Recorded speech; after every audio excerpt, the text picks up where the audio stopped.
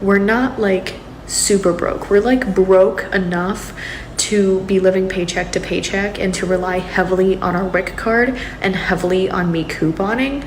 But we're not broke enough to be on food stamps. And that honestly kind of leaves us in like an awkward place because we definitely could use food stamps and that would help us out like a fuck ton, but we don't qualify for it because we make $500 too much every single year, gross pay. So instead, we rely on our WIC card. I coupon off of 11 different couponing apps and I do physical coupons also. And every now and then, once or twice a month, we go to the food bank. And I'm not making this video for sympathy. I'm not making this for money. I'm making this video because this is how most Americans are currently living. 64% of Americans live paycheck to paycheck right now. So I'm just sitting here thinking, is anybody else broke as fuck right now like me? I literally yesterday had $1,100 in the bank. And after paying just 3 bills, which is rent, car insurance, and health insurance, and literally going to the grocery store in Walmart, getting 8 fucking items for $125, I am left with a whopping $8.94 for the week until I get paid again. And it is just super stressful. Inflation is just ridiculous. 8 items. Or actually, it might have been 9. I don't fucking know. But it wasn't that much in the cart.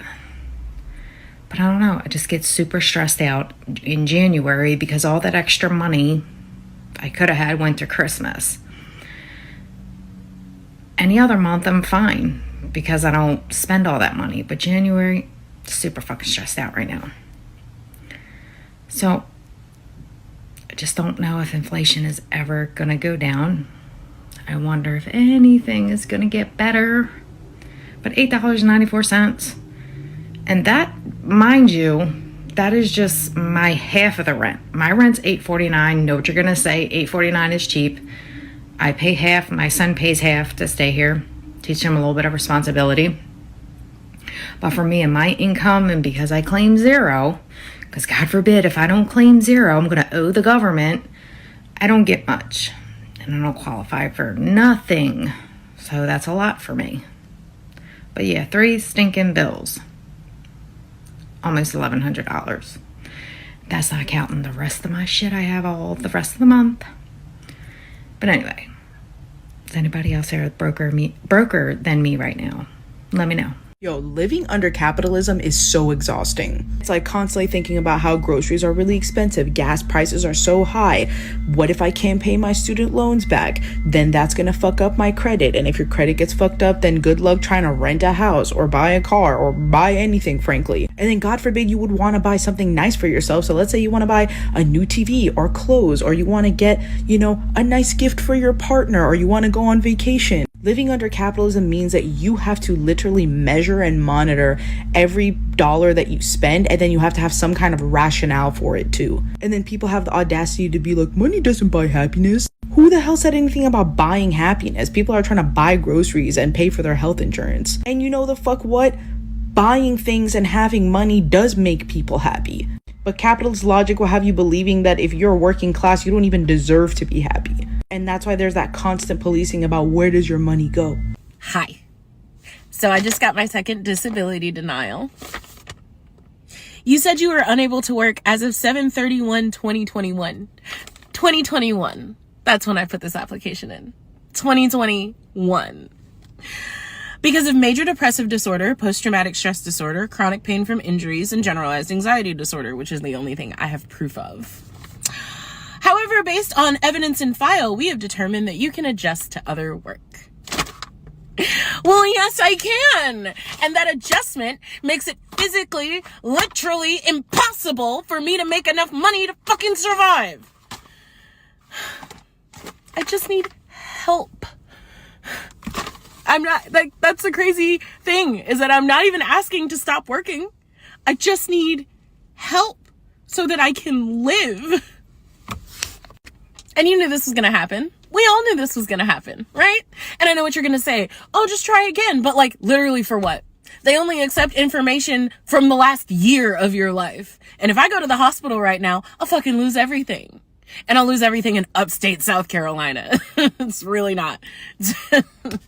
It's not ideal. And then the crazy thing is that my entire work history is proof that I cannot work. Like, I've been trying for a decade. I cannot do it. Like, I literally change jobs every 3 to 6 to 9 months. Why? Because I get overworked and underpaid and overwhelmed, and I either get fired because I'm not performing, or I have a complete fucking mental breakdown, end up in the hospital, lose everything, and have to start completely from scratch again. But this time, the goalposts have been moved back a little bit because my credit is worse, or I have an eviction on my record. So now that I've adjusted to not allowing myself to be overworked, I've managed to keep myself out of the hospital and out of jail for the last couple of years. I've managed to keep myself mostly sober. I haven't been binge drinking like I used to. I genuinely have no options. Oh God. Like, I'm gonna die soon because I genuinely cannot afford to live.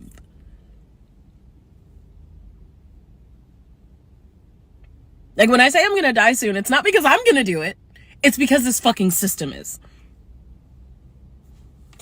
Well, I had an eye-opening experience with my son this weekend.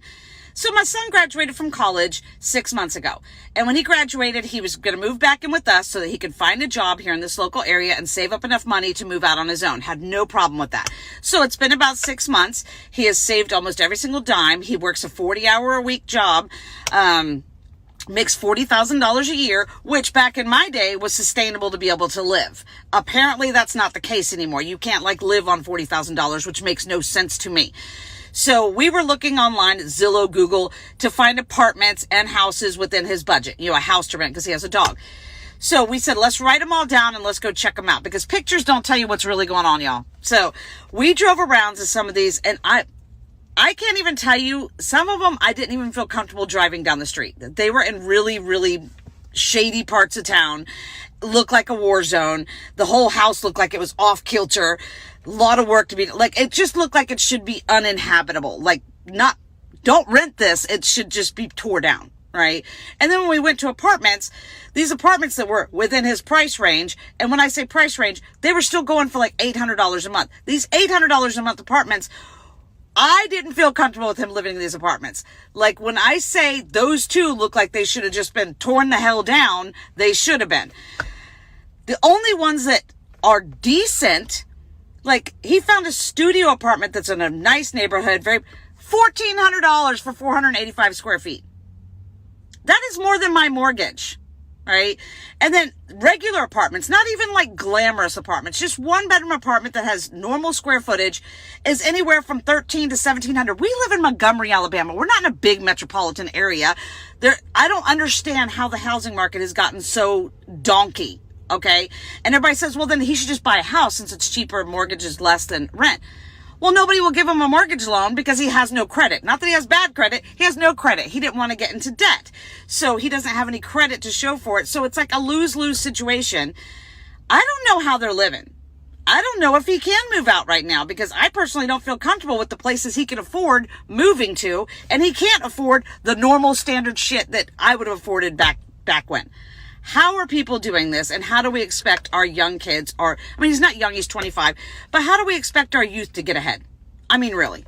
I guess I can say that I can't afford to go out every week with my friends and have dinner. At the moment, my bank account's depleting, even though I'm working the same. I'm spending the same I was before, but before I was still making and saving money. Instead of taking my 2 normal coffees, I've just reduced it down to 1. It's really hard to get out and do social activities. Going out for dinner. Or lunch, or brunch, any food, yeah. We are not shopping at IGA anymore, we're shopping at Aldi, and we find it's a lot cheaper. The American dream is dead, and that's it. It's this kind of home that used to be the end goal for so many people just like me. But now these homes are selling for $655,000. But there's a whole generation that used to be able to buy something like this on a very modest income. So just like many of you, I was raised by two baby boomers who made the American dream happen. This house was listed in April of 2023 for $550 grand, but it sold 2 months later for more than $100,000 over asking. But baby boomers, just like my parents, were able to buy this house for just under $300,000. Now, the 3X rule says you shouldn't spend more than 3 times your household income on your house.